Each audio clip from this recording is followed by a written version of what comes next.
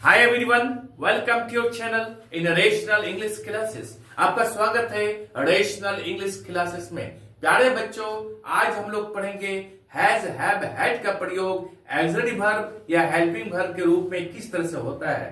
पहले हम लोग ये समझें ऑक्सिलरी वर्ब किसे कहते हैं। जो वर्ब मेन वर्ब के साथ मिलकर के टेंस, वॉइस, मूड का निर्माण करे उसे हम लोग हेल्पिंग वर्ब या फिर ऑक्सिलरी वर्ब कहते हैं। इसके पहले हम लोग लास्ट क्लास में पढ़ चुके हैं कि हैज, हैव, हैड का प्रयोग किस तरह से मेन वर्ब या प्रिंसिपल वर्ब या फिर फुल वर्ब के रूप में किया जाता है। आज हम लोग पढ़ेंगे हैज, हैव, हैड का प्रयोग किस तरह से ऑक्सिलरी वर्ब के रूप में किया जाता है। प्यारे बच्चों, चलो हम लोग शुरू करते हैं। आप वीडियो को अंत तक देखिए, चैनल को लाइक और सब्सक्राइब कर दीजिए। यदि आप अपनी बेसिक इंग्लिश मजबूत करना चाहते हैं तो ये वीडियो आपके लिए बहुत जरूरी है। चले हम लोग शुरू करते हैं। नंबर 1, हैज, हैव, हैड का प्रयोग प्रेजेंट परफेक्ट टेंस बनाने में होता है। उसमें हैज तथा हैव का प्रयोग होता है। प्रेजेंट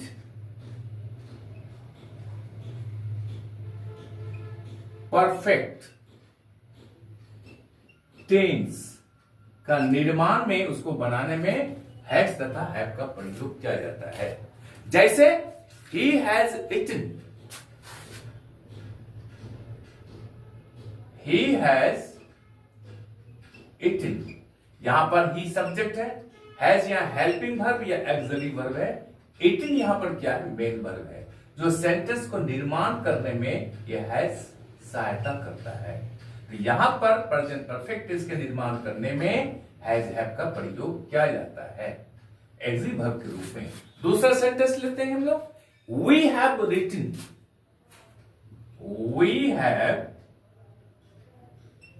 रिटन, WRITTEN, हम लोग लिख चुके हैं या फिर हम लोग लिखे हैं। ही हैज रिटन, वो खा चुका है या फिर वो खाया है। इसका अर्थ यही होता है। हम लोग समझ गए कि हैज, हैव का प्रयोग प्रेजेंट परफेक्ट टेंस के निर्माण करने में होता है। अब प्यारे बच्चों, हम लोग दूसरा कंसेप्ट पढ़ेंगे। हम लोग दूसरा कंसेप्ट क्या है कि पास्ट परफेक्ट टेंस को निर्माण करने में, उसको बनाने में हैड का प्रयोग किया जाता है। जैसे ही हैड इटन, वह खा चुका था। दूसरा सेंटेंस हम लोग लेते हैं। हम लोग क्या, we had gone, we had gone, GONE, gone, हम लोग जा चुके थे। आप इस कंसेप्ट को समझ गए प्यारे बच्चों। अब हम लोग तीसरा कंसेप्ट लेते हैं। तीसरा कंसेप्ट में ये कहते हैं फ्यूचर परफेक्ट टेंस को निर्माण करने में हैव का प्रयोग किया जाता है। जैसे आई शैल हैव इटन, मैं खा चुकूंगा, या हैव का प्रयोग फ्यूचर परफेक्ट टेंस के निर्माण करने में किया गया है। ठीक उसी तरह से we shall have sung, SUNG, sing, sang, sung, sung या वर्ब 3 के रूप में प्रयोग किया गया है। वी शैल हैव संग, हम लोग गा चुकेंगे। M I clear? आप यहां तक तीनों कंसेप्ट समझ गए होंगे। अब हम लोग प्यारे बच्चों चौथा कंसेप्ट पढ़ेंगे। चौथा कंसेप्ट में ये पढ़ेंगे जो सभी बच्चों को मालूमात नहीं है कि हैज, हैव का प्रयोग ऑक्सिलरी वर्ब के रूप में भी होता है और प्रिंसिपल वर्ब के रूप में भी होता है, एक ही सेंटेंस में। अब हम लोग क्या कहेंगे कि हैज, हैव का प्रयोग टेक के अर्थ में भी होता है। जैसे हैज, हैव का प्रयोग किसमें, इट या फिर टेक या फिर हम लोग कर सकते हैं ड्रिंक, DRINK, यानी पीने के अर्थ में भी होता है।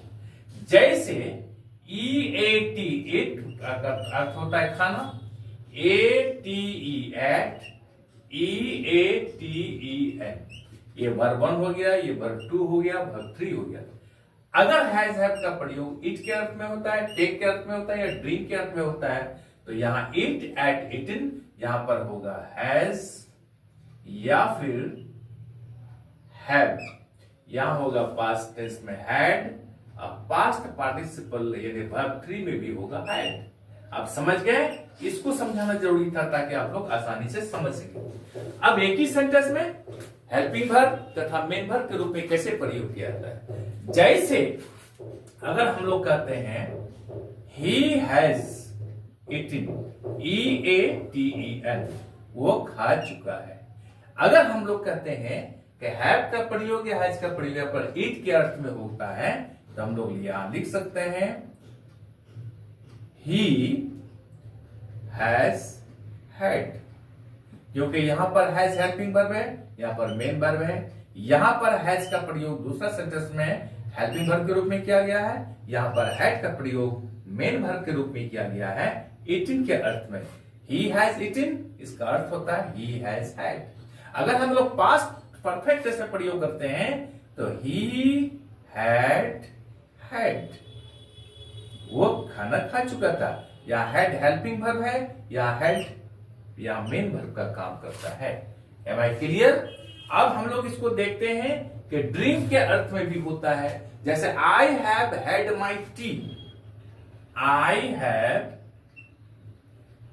Had my T. यहां प्यारे बच्चों हम लोग देखते हैं ड्रिंक के अर्थ में हुआ है प्रेजेंट परफेक्ट टेंस में। टी आई हैव, ये हैव क्या होता है?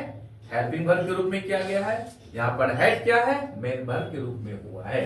I have had my tea, मैं चाय पी चुका हूं।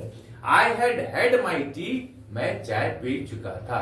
आई shall have had my tea, मैं चाय पी चुकूंगा। Am I clear? प्यारे बच्चों, आज हम लोग यहीं तक रखते हैं। आई एम श्योर कि चारों कंसेप्ट आपको समझ में आ गया होगा। आप वीडियो को देखे होंगे, अच्छी लगी होगी। चैनल को लाइक और सब्सक्राइब कर दीजिए तथा बगल वाले बेल आइकन को दबा दीजिए, जिससे कि हर आने वाला वीडियोस का नोटिफिकेशन आपको मिलता रहे। बाय।